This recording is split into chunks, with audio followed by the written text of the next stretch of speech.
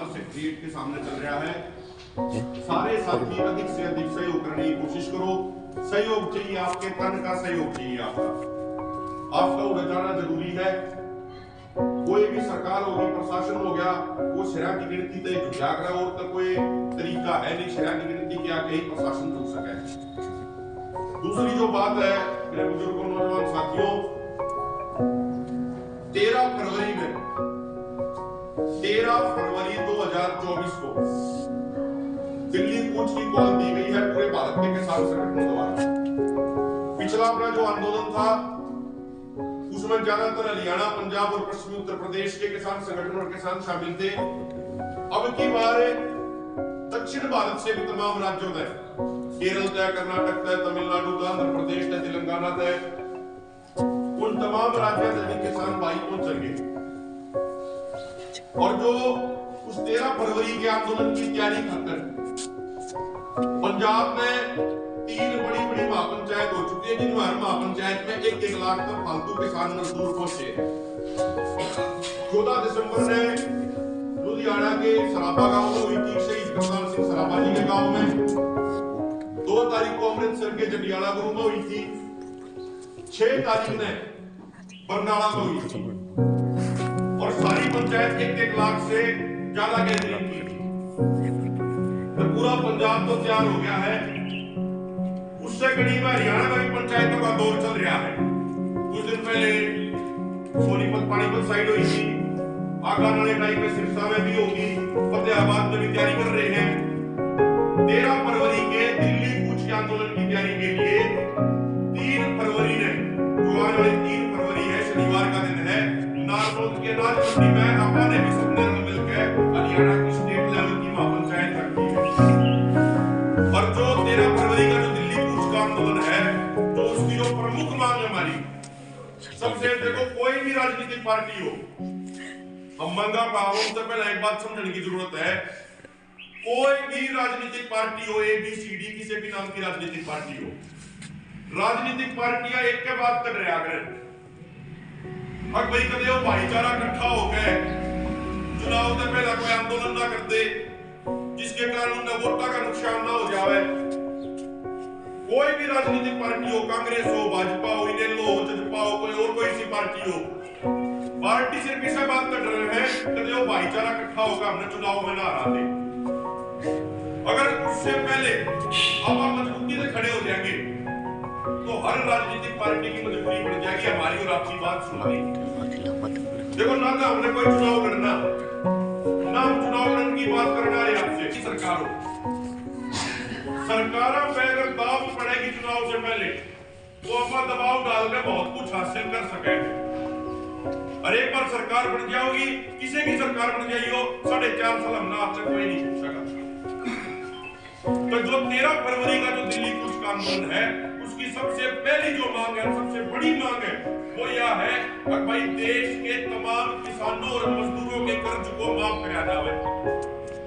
क्योंकि जो कर्जा किसान मजदूरों के ऊपर होया है, जो कर्जा किसान मजदूरों के ऊपर होया है, इसका यो कारण नहीं है कि हमने मेहनत नहीं करी, मेहनत हमने बहुत ज्यादा करी, लेकिन जो किसान और मजदूर की जो मेहनत थी, उस मेहनत की उसने कीमत नहीं मिली।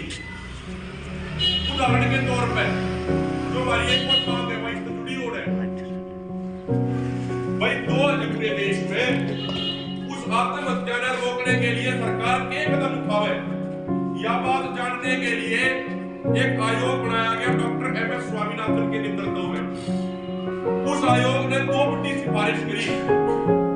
पहली सिफारिश उन्होंने यह करी भाई जो किसान भाई खेती कर रहे हैं उनको जो फसलों की कीमत दी जावे वो उनकी लागत से 1.5 गुना जोड़ के दी जावे। यानी अगर किसी फसल की लागत 100 रुपया है तो उसने 150 रुपया उस फसल की कीमत दी जावे। दूसरी सिफारिश उस आयोग ने यह करी भाई जो हमारे भूमिहीन व्यक्ति हैं, जो हमारे मजदूर भाई हैं, जो सरकारी जमीन, जो एक्स्ट्रा जमीन पड़ी है, उस जमीन को सरकार भूमिहीन किसानों में, मजदूरों में बांटे। ये 2 बड़ी सिफारिश स्वामीनाथन आयोग ने करी। अब किसान और मजदूर देश की 90% आबादी बनावे हैं। लेकिन अपनी दोनों में एक भी मांग मानी नहीं गई। क्यों नहीं मानी गई? क्योंकि आप एकजुट होने, आप इकट्ठे होने, आप जाति के नाम पर, धर्म के नाम पर राजनीतिक पार्टियों ने बांट रखी है। तो सबसे जो महत्वपूर्ण मांग है, इसकी पहली मांग है कि देश के किसान मजदूरों का कर्जा माफ किया जाए। इन सरकार ने खुद संसद में यह बात स्वीकार करी कि 2014 से लेकर 2022 के बीच में 8 साल में बड़ी बड़ी कंपनियों का सरकार ने 14,53,000 करोड़ रुपए का कर्जा माफ कर दिया। जिस 14,53,000 करोड़ में से 7,79,000 करोड़ तो जो टॉप मोस्ट 10 कॉर्पोरेट घराने हैं उनका कर्जा माफ हुआ है, 7,79,000 करोड़। और जब पूरे देश के किसान मजदूरों के कर्जे की बात कर ले, अपने ऊपर जो कर्जा है वो टोटल 10 से 12 लाख करोड़ है। तो जब अपना कर्जा 10 से 12 लाख करोड़ का माफ करने की बात आवे, चाहे कांग्रेस की सरकार हो, चाहे भाजपा की सरकार हो, चाहे किसी और पार्टी की सरकार हो, ये कहेंगे ये राजनेता भाई तुमने मेरा कौन है, अर्थव्यवस्था के ऊपर चलिया करे, हमारा जो बजट कौन है, हमारा बजट खत्म हो रहा, कड़े चलिया रखिए।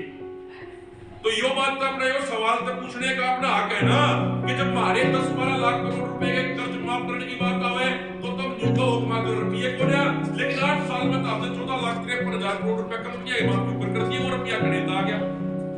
जो सवाल है कि नहीं है भाई, अगर रुपया नहीं है, मान लिया चलो सरकार द्वारा बजट खोलिया तो उनका 14,53,000 करोड़। तो जो पहली मांग है भाई, देश के किसान मजदूरों का कर्जा माफ किया जाए, क्योंकि ये कर्जा सरकार की गलत नीतियों के कारण हुआ है, हमारी इसमें कोई कमी नहीं। दूसरी बात है, स्वामीनाथन आयोग की रिपोर्ट लागू की जाए। किसान भाइयों को फसल की कीमत का 1.5 गुना करके, उसकी लागत का 1.5 गुना करके उनको रेट दिया जाए, भाव दिया जाए। और जो हमारे भूमिहीन किसान हैं जिनको जमीन को लिया, जो सरकारी जमीन, जो बाकी और जमीन सरकार द्वारा एक्स्ट्रा पड़ी है, कई लाख एकड़ जमीन एक डिपार्टमेंट ले रहा है सरकार का, तो स्वामीनाथन आयोग की रिपोर्ट के अनुसार वह जमीन का भी जिन भाइयों द्वारा जमीन को लिया उन्हें दी जाए। तीसरी जो बड़ी मांग है, आप देखने लग रहे होंगे हरियाणा में भी, पंजाब में भी, तमाम राज्यों में, तमिलनाडु जा रहे थे, तमिलनाडु में पंचायत थी 21 दिसंबर 2023 में, वहां पे भी यह समस्या है। हमारी तीसरी डिमांड यह है भाई, जो 2013 का जमीन अधिग्रहण कानून था, वो जमीन अधिग्रहण कानून दोबारा देश में लागू हो गए। क्योंकि 2013 का जमीन अधिग्रहण कानून यह बात कहता था भाई, किसी भी भाई की अगर जमीन सरकार एक्वायरमेंट करना चाहे है, मान लो 100 भाइयों की जमीन सरकार लेना चाहे है किसी प्रोजेक्ट के लिए, तो 100 में से 70% यानी 70 किसानों की, मजदूरों की जिनकी जमीन है, उनकी पहले सरकार सहमति देवे। अगर वे 70% भाई सहमति देवे हैं तो ही सरकार जमीन एक्वायरमेंट करे, नहीं तो सरकार जमीन एक्वायरमेंट नहीं कर सकती। और अगर वो 70% सहमति दे दे हैं तो जो कलेक्टर रेट है आपके एरिया का, उस कलेक्टर रेट से 4 गुना प्लस ब्याज मुआवजे के तौर पे दिया जावे। ये 2013 का प्रावधान था जो देश के किसानों ने लड़के आंदोलन करके बनवाया था। लेकिन 2015 में मॉडल एक्ट लाके अलग अलग राज्य सरकारों ने उस कानून के दोनों प्रावधान खत्म कर दिए और सरकार जिसकी चाहे, जब चाहे, जिस भाव में चाहे जमीन पर कब्जा कर सके। तो हमारी जो एक तीसरी बड़ी मांग है वो ये है भाई, जो सरकार या बात कहो है कि एक देश एक कानून होना चाहिए, तो उसे सरकार ने 2013 का सेंटर का कानून हरियाणा में क्यों बदल दिया? किन वजहों से वो कानून बदला गया? और वो कानून बदलने के कारण आज किसानों की जमीन जिसका कलेक्टर रेट 20 लाख 22 लाख हुआ, सरकार 50-55 लाख में जबरदस्ती लेने लग रही है। तो मेरे बुजुर्गों, नौजवान साथियों, अंत में आपसे यही निवेदन है, बातें बहुत थी करने की, और बड़ा ध्यान से आप सुन भी रहे हो, बड़ा अच्छा लग रहा है, हमारा सारा भाईचारा जुड़ रहा है। बातें और भी थी, लेकिन हम तो अंत में आपसे यही हाथ जोड़ के निवेदन करना चाहते हैं, या किसी एक की लड़ाई नहीं है, या 36 बिरादरी की लड़ाई है। देखो, जो हमने लूटने वाले हैं, जो राजनेता हैं, जब विधानसभा में बैठ के, संसद में बैठ के अपनी तनख्वाह बढ़ाने की बात आवे है, तो वो बिना कराते मेज पे ताली मार के कहते हाँ भी बढ़ा दो, सारे ही बढ़ा दो। जो अपने लूटने वाले हैं में सारी जातियां के राजनेता इकट्ठे हुए हैं ऊपर, अपनी तनख्वाह बढ़ानी हो, अपनी पेंशन बढ़ानी हो, सारे धर्मा के सारी जातियां के राजनेता इकट्ठे हो गए अपना काम करके आए हैं। लेकिन हमने और आपने जातीय धर्म के नाम पर बांटते हैं। हम आपसे हाथ जोड़ के निवेदन करना चाहते हैं कि जब हमने लूटने वाले, चाहे किसी भी पार्टी के राजनेता हो, जब हमने लूटने वाले सारे इकट्ठे हो सके हैं और सारे इकट्ठे होकर हमने लूटने लग रहे हैं, तो इतनी जिम्मेदारी, इतना फर्ज तो हमारा भी बनता होगा ना कि जिनकी लूट हो रही है, हमारी आपकी जो लूट हो रही है, हम भी इकट्ठे होकर जाति और धर्म के ऊपर उठ गए, हम भी इकट्ठे होकर लड़ाई लड़े, अपना हक ले रहे। या बनती हो जिम्मेदारी या नहीं बनती? और देखो आज जिस मुहाने पर हम खड़े हैं, आज देश के तमाम लोगों को इकट्ठा होकर लड़ाई लड़नी पड़ेगी यदि इन बच्चों का भविष्य बचाना है। तो ये छोटे छोटे बच्चे, ये सारे हमारे अपने हैं, ये अगर इनका भविष्य बचाना है, आज देख लो आप पंजाब की तरीके से, पंजाब से भी ज्यादा हरियाणा के नौजवान बच्चे आज नौकरियों के लिए विदेश जाने पर मजबूर हो रहे हैं। पंजाब से भी फालतू हरियाणा के बात जाने लग रही है और उनके लिए क्या हुआ है कि कोरोना में वीडियो आप देखते होंगे, कोई जंगल में भटकने लग गया, कोई कुछ करने लग गया।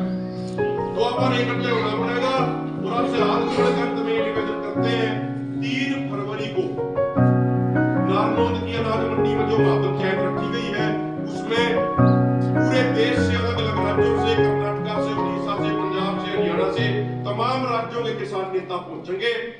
और जिस तरीके से पंजाब में 3 बड़ी बड़ी महापंचायत करी गई, उससे पहले कर्नाटक में 23 दिसंबर को बहुत बड़ी पंचायत हुई, बेंगलोर में 13 फरवरी के दिल्ली कूच की तैयारी के लिए। तो आपसे हाथ जोड़ के निवेदन है, बड़ी क्रांतिकारी माटी है या हिसार की, आपसे हाथ जोड़ के हमारी प्रार्थना है, आपसे विनम्र निवेदन है कि 3 फरवरी को गांव सुलचाड़ी से सैकड़ों की संख्या में हमारे किसान मजदूर भाई आने चाहिए ट्रैक्टर रैली लेकर, ताकि सरकार ने भी मेरा पार्ट किया और अन्य इसमें आपका भी होना बहुत जरूरी है। आप सभी से हाथ जोड़कर एक विनम्र प्रार्थना है, ज्यादा से ज्यादा संख्या में पहुंच के और इनके विचार सुने, अपने विचार साझा करें। बहुत बहुत